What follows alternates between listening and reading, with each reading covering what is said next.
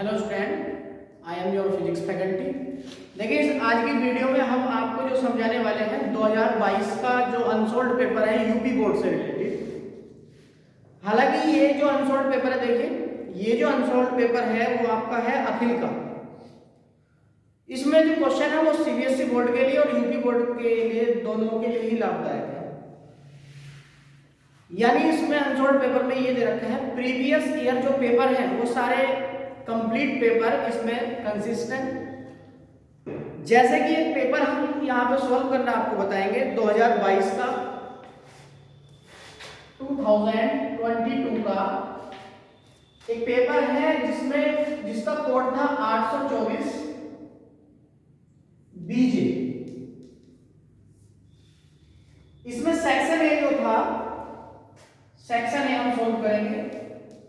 Section A, उसका section A का जो सेक्शन ए है वो फिजिक्स का है। और फिजिक्स में फर्स्ट क्वेश्चन जो था आपका, क्वेश्चन ये था फर्स्ट क्वेश्चन नंबर 1। स्क्रीन पे मैं क्वेश्चन दिखा दूंगा, हालांकि अभी मैं पढ़ रहा हूं क्वेश्चन ये है refractive index of the medium with respect to air is maximum for. Refractive index of the medium, कौन से मीडियम का एयर के रेस्पेक्ट में रिफ्रैक्टिव इंडेक्स मैक्सिमम होगा। तो देखिए इसमें ये लॉजिक आपको लगाना है, उसी मटेरियल का रिफ्रैक्टिव इंडेक्स ज्यादा होता है जिसमें स्पीड ऑफ लाइट कम होती है, या हम दूसरे लोकल लैंग्वेज में अगर कहें तो रिफ्रैक्टिव इंडेक्स उसका ज्यादा होगा जो अपने आप में सॉलिड मटेरियल होगा, यानी कि कठोर होगा, कैड़ा होगा। तो देखिए आपको चार ऑप्शन दिए गए हैं। एक वाटर का है, पहला ऑप्शन आपको दिया गया है वाटर, और दूसरा ऑप्शन आपको दिया गया है डायमंड, और तीसरा ऑप्शन आपको दिया गया है गिलास, और फोर्थ ऑप्शन दिया गया है आपको टर्पेंटाइन ऑयल। Turpentine oil. अब आप एक बात बताइए, वाटर है और डायमंड है, गिलास है, टर्पेंटाइन ऑयल है, तो हमें मैक्सिमम रिफ्रैक्टिव इंडेक्स यानी उस मीडियम की तलाश है जो अपने आप में कैड़ा हो, कठोर हो। तो देखिए वाटर और गिलास और टर्पेंटाइन ऑयल की तीनों की कंपैरिजन अगर हम डायमंड से करते हैं बेटा, तो डायमंड सबसे कठोर होगा और इसी का रिफ्रैक्टिव इंडेक्स सबसे ज्यादा होगा।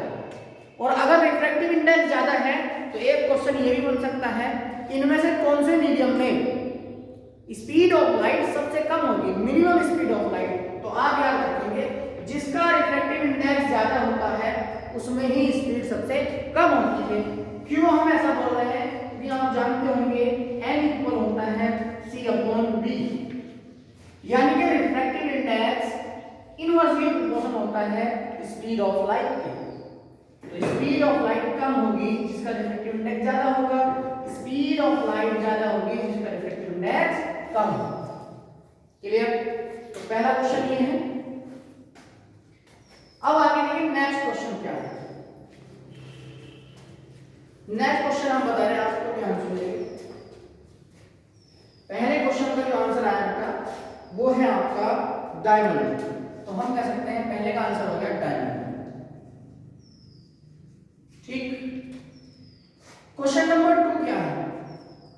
क्वेश्चन नंबर 2 है आपका टू रिमूव मायोपिया और short sightedness. To remove myopia और short sightedness one should use the spectacles with।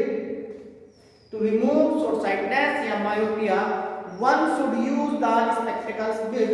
कौन सा लेंस यूज करना पड़ेगा मायोपिया डिफेक्ट को रिमूव करने के लिए? तो आप ध्यान से सुनेंगे मेरी बात, जो मैं आपको टेक्निक बता रहा हूं, कौन से डिफेक्ट में कौन सा लेंस यूज होता है वो टेक्निक मैं आपको समझा रहा हूं।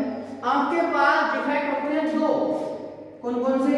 एक शॉर्ट वाला और एक हाइपरमेट्रोपिया, यानी एक लॉन्ग वाला। ठीक।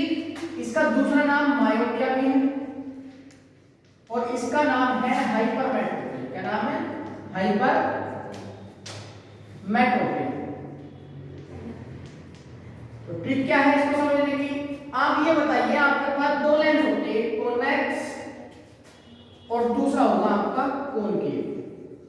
तो आप अगर तलाश करेंगे ट्रिक की, तो ट्रिक इसमें ये नजर आएगी आपको कि मायोपिया छोटा वाला डिफेक्ट है और हाइपरमेट्रोपिया बड़ा वाला डिफेक्ट है। क्यों क्यों है ऐसा?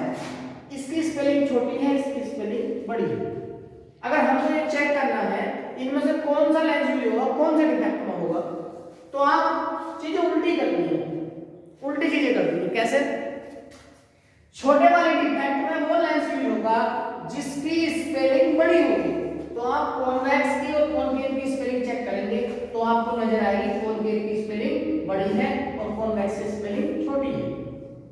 यानी कि छोटे वाले डिफेक्ट में कॉनकेव लेंस,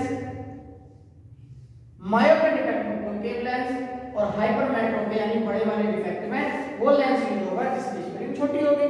तो हाइपरमेट्रोपिया में आएगा कॉन्वेक्स और मायोपिया में आएगा कॉनकेव। तो देखिए ये जो इसमें ऑप्शन दे रखा है आपको, वो दे रखा है बेटा कॉन्वेक्स। अच्छा शॉर्ट साइटनेस में तो पहला ऑप्शन है आपका concave lens, concave lens. Clear? चलिए आगे बढ़ते हैं।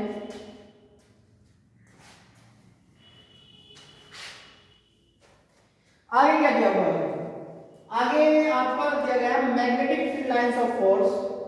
Magnetic lines of force, magnetic field lines कह सकते हैं या मैग्नेटिक फोर्स लाइंस कह सकते हैं। इनके बारे में क्या ऑप्शन दे रखे हैं? Are always parallel, meet at a point, do not intersect each other, intersect each other, intersect each other. कौन सा ऑप्शन इनमें ठीक है, कौन सा ऑप्शन ठीक नहीं है, ये बताना है। आर ऑलवेज पैरेलल, ये पैरेलल होती है हमेशा, पैरेलल हो भी सकती है और नहीं भी। इंटरसेक्ट ईच अदर, ये कभी नहीं काटती। Magnetic field lines intersect each other, इसमें फोर्थ ऑप्शन जो है ये गलत है, तो इसका आंसर ये हो जाएगा क्योंकि मैग्नेटिक फील्ड लाइंस कभी भी एक दूसरे को नहीं काटती है। बाकी तीन आंसर ठीक हो सकते हैं लेकिन फोर्थ आंसर आपका सही नहीं है, तो इसमें ये लिख देंगे हम इंटरसेक्ट। इसमें ये पूछा गया था कि कौन सा आंसर इसमें ठीक नहीं है, तो इंटरसेक्ट ईच अदर ये ऑप्शन इसमें गलत है क्योंकि हम जानते हैं कि मैग्नेटिक फील्ड लाइंस कभी भी एक दूसरे को क्रॉस या इंटरसेक्ट नहीं करती। नेक्स्ट पॉइंट, नेक्स्ट क्वेश्चन आपका डी वाला। देखिए डी वाला सिलेबस में नहीं है क्योंकि मैग्नेटिक फ्लक्स पे डिपेंड करता है। क्वेश्चन नंबर 4 ये था आपका कि magnetic phi is the magnetic flux and b is the intensity of the field, a is the cross section. तो phi इक्वल कितना होगा? phi इक्वल होता है बेटा phi equal b dot a, b dot a। तो इसका answer हो गया आपका, ये मैग्नेटिक फ्लक्स है, अभी सिलेबस में नहीं है पर आंसर ये है इसका phi equal b dot a, यानी कि b इक्वल कितना जाएगा? phi upon a। b equal कितना आएगा यहां से? a डिवाइड हो जाएगा, तो आंसर आएगा आपका फर्स्ट वाला। फर्स्ट आंसर है आपका b equal phi upon. Clear? ये हो गया। तो इस टाइप से हम ऑब्जेक्टिव इसके लिख सकते हैं पूरे। अब देखिए ध्यान से, अब चलते हैं हम इसकी तरफ, लॉन्ग क्वेश्चन की तरफ। उसमें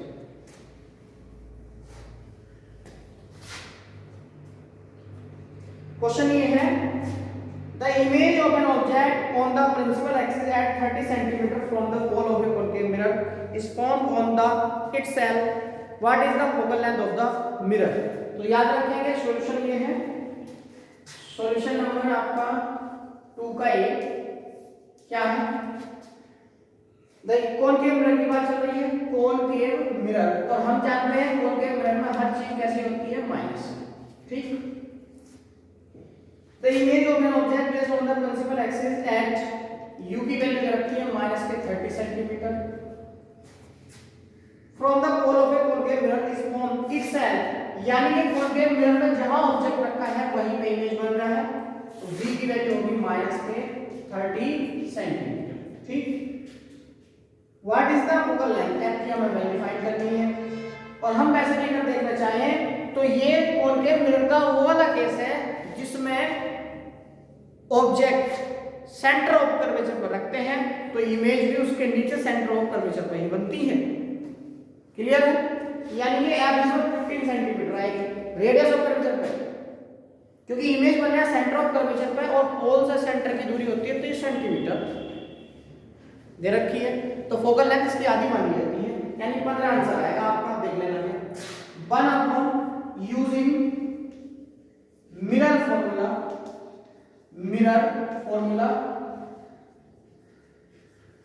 1/f equal 1/b minus 1/u.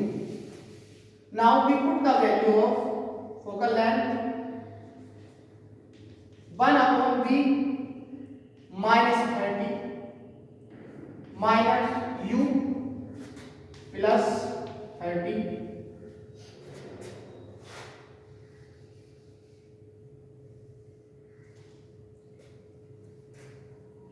minus 30 1/f equal LCM 30 और -1 1/f minus के 2/30 15, तो f की वैल्यू आ गई -15 centimetre. So we can say that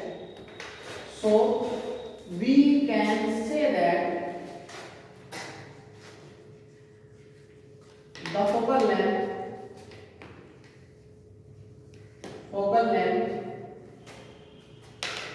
of given concave mirror will be 15 centimeter. This is the answer of this question. Now second question is find out the radius of curvature of a concave mirror of focal length 40 centimeter. Very easy question. In this question we can use the formula F equal R/2. F equal R/2 because in this question we have the value of radius of curvature and we have to find the value of focal length. Find out the radius of curvature. Radius of curvature given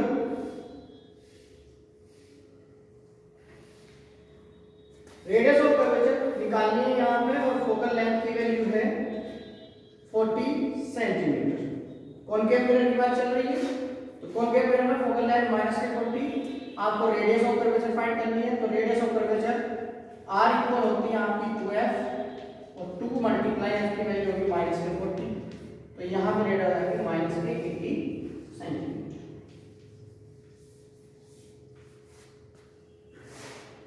अब question में दिया गया है, next question है why is convex mirror used in auto vehicles, यानी vehicles में convex mirror क्यों use किया था, तो इसका आंसर हम साफ-साफ लिख सकते हैं। देखिए व्हीकल्स में कॉन्वेक्स मिरर इसलिए यूज किया जाता है क्योंकि कॉन्वेक्स मिरर क्या काम करता है, बड़े ऑब्जेक्ट का छोटा इमेज बनाता है और लार्जर व्यूज एरिया होता है, लार्जर साइड एरिया होता है इसका। तो इसका जो आंसर आप लिखेंगे,